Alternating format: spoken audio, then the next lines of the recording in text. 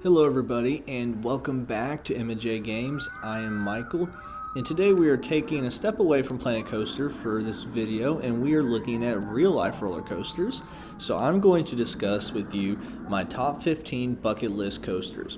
Now the reason why it's 15, because normally people do top 10 list, is I thought about, well then I'll have to have some that are honorable mentions. And to be honest, I thought, what's the point in having honorable mentions when they could just be a part of the list? So that's why I decided to have 15, because there are so many amazing coasters that I hope to be able to go on in the near future. And before we get started, too, I want to say happy holidays to everybody. Hope everybody had a great Christmas. I hope everybody's having a great New Year. And hopefully 2022 will be a great year for everybody. And I also want to let you guys know the parks that I've been to, so you can kind of see where this list is coming from. So first off, I've been to Busch Gardens, Williamsburg, Six Flags Over Georgia, Six Flags Great America, or yeah, the one in Chicago. Why am I blanking? I think that's Great America. Yeah. And that, but I haven't been since Maxx Force was made, and so. Yeah, and then Six Flags Over Texas, Six Flags Fiesta Texas, Six Flags St. Louis, Kings Island, Kings Dominion, Cedar Point, and Silver Dollar City. I might be missing one in there, but those are the main parks that I have visited. And so let's go ahead and begin with the list. And number 15 on my list is Skyrush at Hershey Park. Now, first of all, the reason why this is one of the ones on my list is I love airtime. Inversions are great, but my favorite thing about a coaster is solid airtime, and Skyrush seems to have a lot of that. Now, from what I've seen, and I know people have complained about the restraints, but Skyrush is an Intamin hyper coaster. It's right at 200 feet, and it looks like it's got a good mixture of airtime, some nice laterals, and then some of those traditional Intamin kind of whippy turns there at the end. And so that's number 15 on my list. Number 14 on the list is Maxx Force at Six Flags Great America. And I know this coaster is only 19 seconds long, but to me it's not about the duration of the coaster sometimes. It's about how intense is it throughout the time the coaster is running. Like Outlaw Run's a great example for me. Really short coaster once you get to the top of the lift hill, but the elements are so intense that it's relentless and you feel like you don't get a break at any point in the ride. I feel like this one would be the same. And it's only 19 seconds long, but the launch that boosts you to 78 miles per hour, which is nowhere near as fast as some of the other coasters that we've seen, but its acceleration rate, I believe, is the fastest of any coaster in the country, which Maxx Force, I think, only accelerates 0 to 60 in 2 seconds before it reaches the 128. So I think it takes about 4 seconds. This coaster only takes 2 seconds to reach 78 miles per hour. And not to mention, after that, the speed, you've got that quick pop of airtime, and then you have the double, you got those inversions where you don't even do a full turn. It's a very unique looking inversion, and so it's kind of got that on both ends of the coaster. So this would be a really fun coaster to ride, and Maxx Force is at number 14 on my list. Coming in at number 13 on my list is Hades 360 at Mt Olympus, and I've got a fair amount of wooden coasters on this list, and this is the first one that we're now talking about. And I think what's unique about this one is the 360 degree. I don't know if it's technically a corkscrew, the inversion that it has, because I've never been on a wooden coaster that has an inversion. And I know Outlaw Run's technically a wooden coaster, but it's still made by RMC, so it's still set up differently. Whereas this is a gravity group coaster, so experiencing that type of element on a wooden coaster would be amazing. And then it's also got the longest tunnel of any coaster, and the layout seems relentless. A lot of pops of airtime, a lot of turns, and so this would definitely be one of the coasters that I hope to get to ride in the next couple years. Number 12 on the list is a coaster that I would venture guess most people don't really know the park where it exists at, and it's called Boulder Dash at Lake Compounce, is I believe how you say the name. And I came across a POV of this coaster a couple months ago, and this coaster looks amazing. It's only got a drop of 110 feet, but the fact that you are up in the kind of the hillside, up in the mountains with with the kind of layout of the coaster. It just looks amazing, and it kind of gives me, like, everybody talks about the night ride on the Beast. I bet a night ride on Boulder Dash is just insane. So this definitely makes the list, and it's not necessarily because of the layout, it's more just everything else that kind of surrounds the coaster. And so it's a coaster made by CCI, which has now kind of merged into Gravity Group, but this is definitely a coaster that that really interests me and that I hope to take a ride on someday. The next coaster on my list is Steel Curtain, which is located at Kennywood in Pennsylvania. And this coaster is mainly on the list because, first of all, it's an absolutely beautiful looking coaster. And I know it was kind of given the color scheme and kind of the ride name to model the Pittsburgh Steelers, because I believe that was a nickname given to their defense back in the 70s, if I'm remembering that correctly. But yeah, it's supposed to honor the professional football team that's there. But it's a beautiful coaster made by S&S.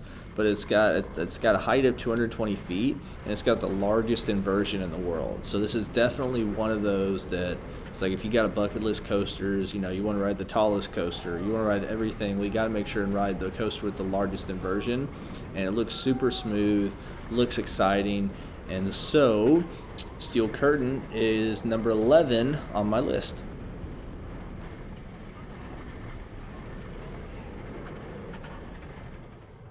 As we now begin the top 10, number 10 is El Toro.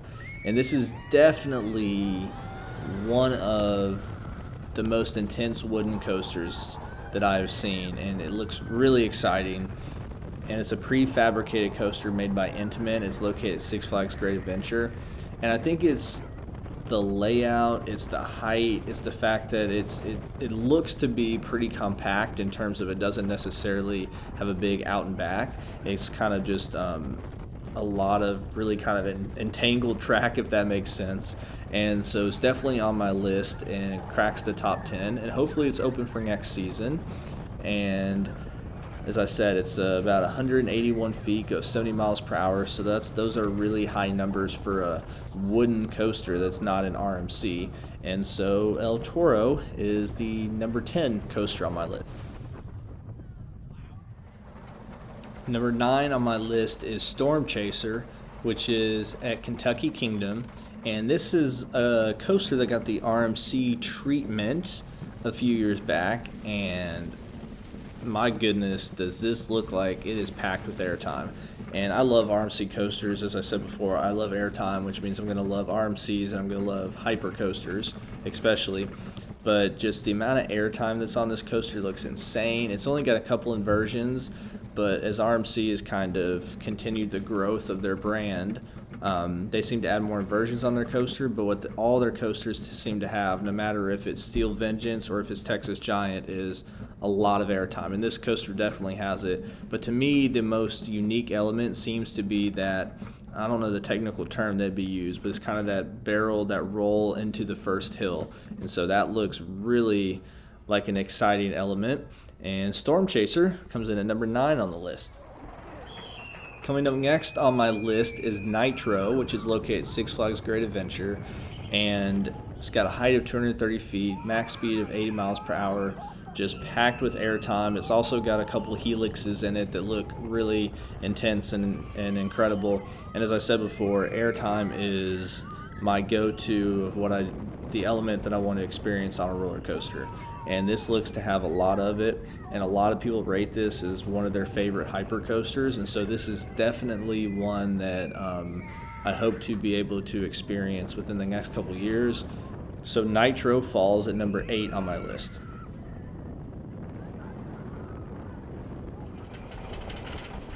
Number 7 on my list is Ghost Rider, which is located at Knoxbury Farm.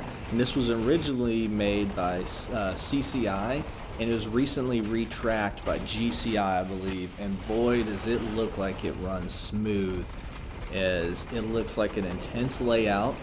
It runs really smooth. Looks like it got a couple moments of a couple double ups on the hills. The airtime looks incredible, and this is definitely a wooden coaster that I really want to ride on and experience. It does look like it slows down a little bit on that mid-course brake run, so maybe I'm being a little bit hypocritical because I was saying how what matters to me is how intense it is throughout the whole ride. But the other elements look really insane and looks awesome. And for a coaster that only is 118 feet and only goes about 56 miles per hour, it really looks like it packs a punch and utilizes elements that would take advantage of its speed and stuff. So that falls at number 7 on my list.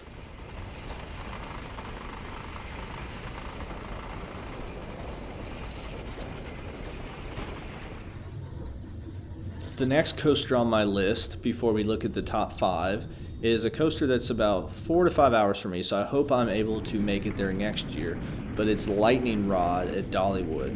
And I don't think I need to explain too much about why this coaster is number 6 on my list. Experiencing a launch on a wooden coaster looks to be insane. And then it's not just the launch, it's once you get to the top of that hill and just how the coaster is laid out on the side of that mountain. And if anybody hasn't, I highly recommend buying the This Is How We Roll documentary to watch, because it talks about that coaster and how they designed it, just RMC in general. And it's just amazing the technology they used and how they were able to figure out that they could place that coaster on the side of the mountain like that. So kind of like Outlaw Run, it's pretty short, but it looks to be so intense throughout the whole course of a run, and it doesn't have a double down, triple down, it has a quadruple down. So that element looks like it could be one of the best elements on any coaster. So Lightning Rod comes in at number 6, and now let's look at the top 5. So starting the top 5, and some people might be surprised that this one's at number 5 on the list instead of maybe number 1, and it is VelociCoaster. Yes, VelociCoaster looks amazing, but there are 4 coasters that I really want to be able to ride more than VelociCoaster. And with VelociCoaster, it's not just the coaster itself, it's everything that goes around. It's the theming, it's the design, it's the idea behind the coaster. And as you're walking through the queue, seeing the velociraptors and all this different stuff. And then when you get to the actual coaster, I mean, the elements look so insane. And you got that especially after that second launch, when you do that top hat, and then when you're near the end, they have that heartline roll just over the water. I mean, the elements look insane. This coaster looks amazing, and VelociCoaster comes in at number 5 on my list.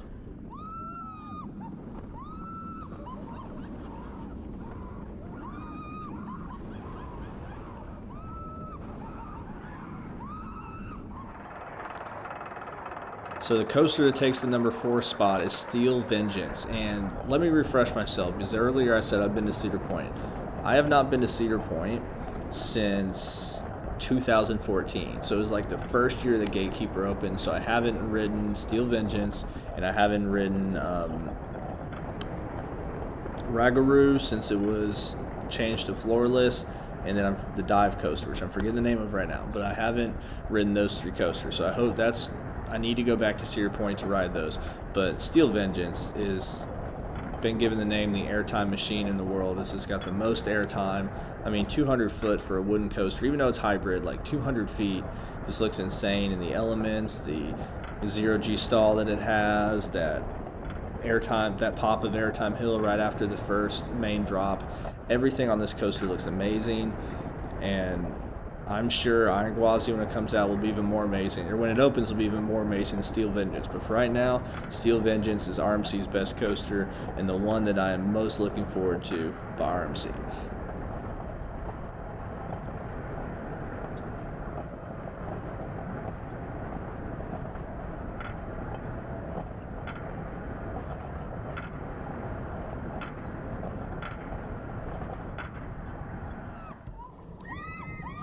Number 3 on my list is Mako, and there are so many things that look to be incredible about this coaster. I mean, first off, when you look at the station, you look up, you see kind of, I don't know if it's an actual aquarium or if it's just meant to look like an aquarium, but I believe it's about 245 feet tall, and it looks to have amazing airtime. But what I love about it too is the brake run. It's almost like it's 2 separate coasters in the style of the coaster, because after the brake run, it seems to be more about some laterals, having some nice turns, whereas before it's all about airtime. So it looks to be really solid because I know some coasters, sometimes people complain about the second half of coasters not being as strong, but this one looks to be strong throughout. And also, I haven't heard anybody or read anything where anybody complains about the trim on this coaster compared to maybe the trim on one of the other B&M Hypers and stuff, or the trims.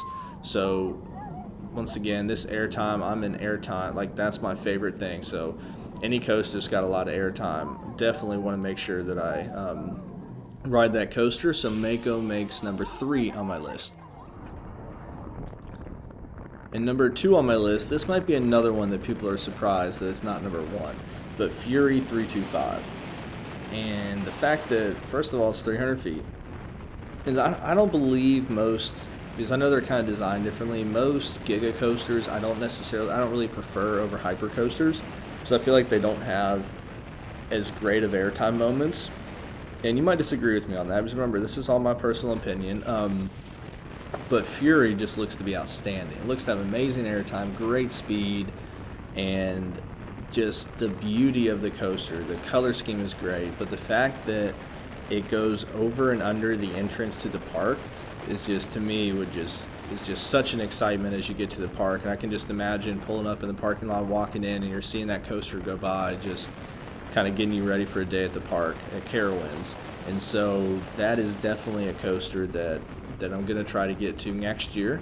And as I've been on, I believe 3 other Gigas, maybe 4 other Giga coasters, and so I'm really excited to see how this one compares to the others.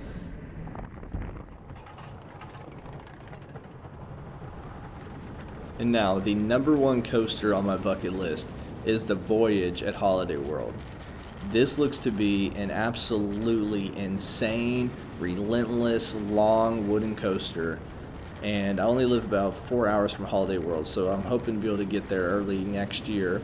And first of all, it kind of goes out a little bit in the wilderness. It looks like, I know there's a little bit around, as it goes kind of by the wing coaster and stuff. But this is a long layout. It's basically an out and back, and it's got a really long layout. It just never loses it. It seems to not lose any speed throughout all the elements. Got a lot of twists, got a lot of turns.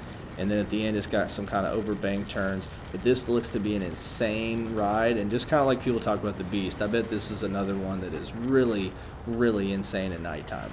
So the Voyage is my number 1 bucket list coaster in the United States.